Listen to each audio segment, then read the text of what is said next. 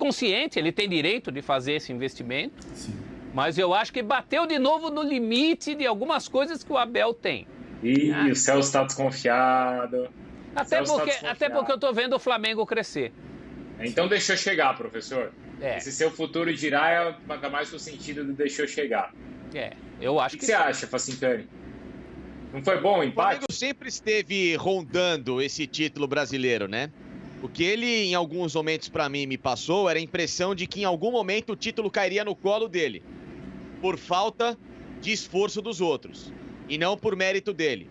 E aí, quando ele enxergou que, de fato, o Inter estava se encaminhando mesmo para ser o campeão, tinha aberto uma ligeira vantagem à frente, uma rodada também de lambuja em relação aos outros, e começando a ganhar essa casca com esse embalo de 9 vitórias consecutivas que ontem foi bloqueada, o Flamengo acordou, ele despertou. Ou a gente joga, ou a gente começa a ter um desempenho muito parecido com o que nós jogamos na temporada passada, para justamente se fazer prevalecer nessa briga, ou de fato esse título vai ficar longe da Gávea, que era a última coisa que o Flamengo esperava na temporada. Depois das decepções de Copa do Brasil e Libertadores, o Flamengo tinha meio que a obrigatoriedade de, pelo menos, brigar cabeça a cabeça pelo título. E ele estava ficando longe disso. Então, para mim, o start que esse elenco teve de jogar bola e de tirar um pouquinho da soberba e do salto, foi quando ele, de fato, começou a observar que o título estava matematicamente podendo, sim, ficar longe da Gávea. Agora ele volta à briga. Felipe, e eu acho que esse start aí que o Felipe tá falando foi no segundo tempo do jogo contra o Grêmio.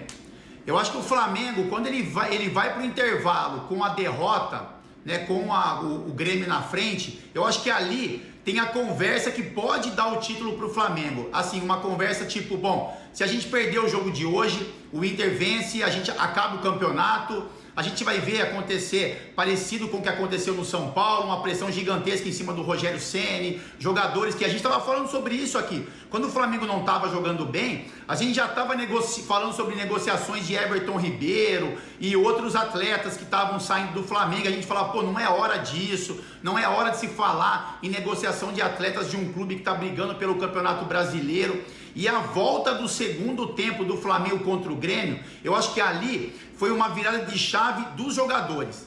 Eu acho que ali teve algum pacto, a gente tem um pouco de sensibilidade disso. Eu vi um Gabigol voltando diferente. A comemoração de gol do Gabigol no jogo contra o Grêmio não foi uma comemoração de gol específica, foi um desabafo meio que de raiva, de tipo, pô, a gente não é, o Flamengo não era o Flamengo de antes, é o Flamengo de agora.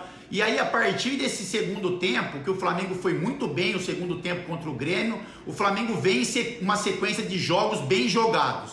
Então, assim, com relação ao jogo do Inter, eu acho que não é demérito nenhum, né? Só para completar também o raciocínio do professor, você empatar com o Atlético fora de casa. Eu acho que tem algumas pontuações que você, pensando no campeonato, eu acho que você pode agredir um pouco mais. Você pode sonhar um pouco mais dentro do jogo, mas não é fácil você ganhar do Atlético lá na Baixada, e esse ponto que o Inter consegue pode estar computado ser bom na rodada seguinte, né? Agora o Inter acho que joga contra o Sport, o Flamengo contra o Bragantino. Isso. Mas eu acho que o Flamengo cresce na hora certa. O Flamengo, em muitos momentos do campeonato, parecia que não queria, né? Como outros clubes também, como São Paulo, Atlético Mineiro, o Flamengo entrou nessa vibe de esse ano não é pra mim. A partir do segundo tempo do Grêmio, o Flamengo acho que acorda para a competição e cresce na hora certa, né? Numa reta final, então, agora com 2 pontos de diferença. Mas, gente, o Inter vinha de 9 vitórias seguidas. Ele não ia gabaritar todos os jogos. Exatamente. Não é, Sr. Mani? Aí, pô, a gente passou aqui a semana falando, nossa, esse jogo é complicado pro Inter e tal. Vai lá, empata contra o Furacão, fora. Então, será que é tão ruim assim? Então, aí é que tá, Bruno. Eu tava vendo aqui, desses 9 jogos que o Internacional venceu, 6 foram em casa. 6 foram em Porto Alegre. 6 foram no Beira-Rio. Inclusive o jogo contra o Grêmio. Não tem torcida, mas tem um peso. Você tá em casa. Você não viaja. Sim. Você conhece o campo. Você tem marcações visuais, como os jogadores. O Fábio pode até mais pra frente falar sobre isso, né? Exatamente. Os jogadores sabem onde é que eles se encontram no campo, porque tem um cone ali, uma placa de publicidade ali, lá, enfim. É a casa do cara. É a casa dele. Então, dessas 9 vitórias seguidas, 6 foram em casa. 3 foram fora.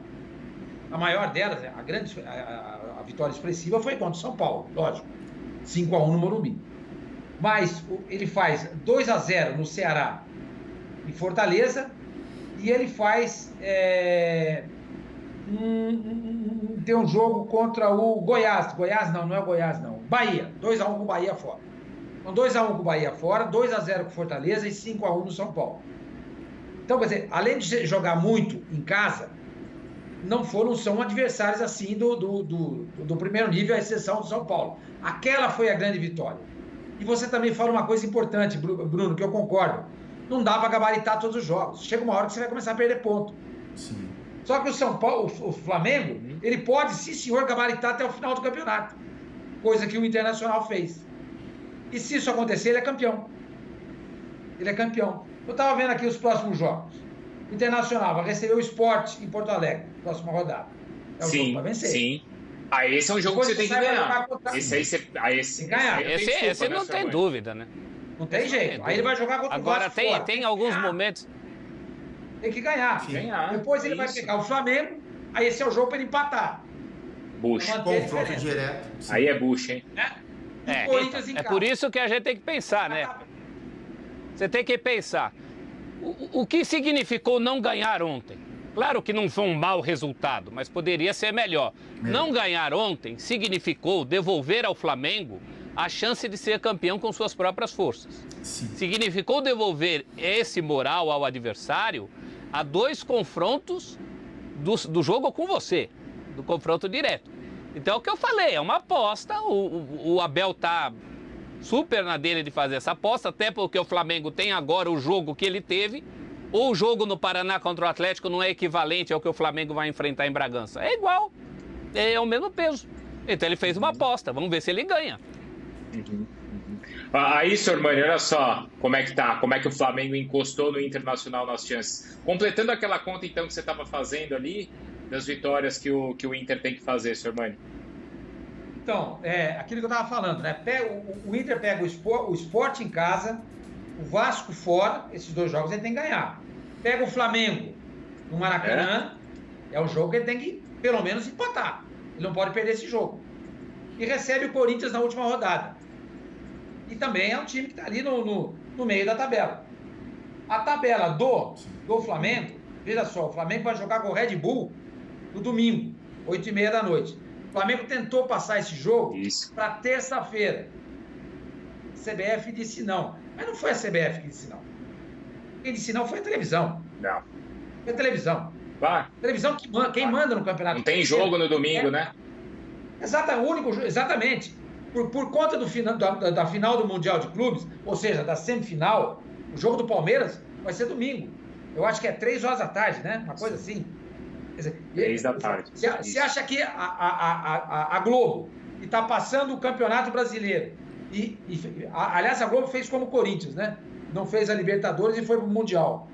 Então, a Globo que está fazendo Fala isso, irmão. Ele tá te provocando, Fábio Luciano. Não, ele tá te provocando pra você ganhar esse título, hein?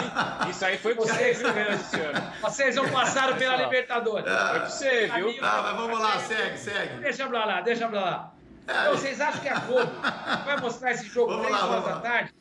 Vai passar algum jogo? Não. O que ela fez? Ela tem um jogo só no domingo, que é Flamengo e Red Bull, às 8h30 da noite. A Globo tá errado? Claro que não. Isso. Tá pensando no problema dela.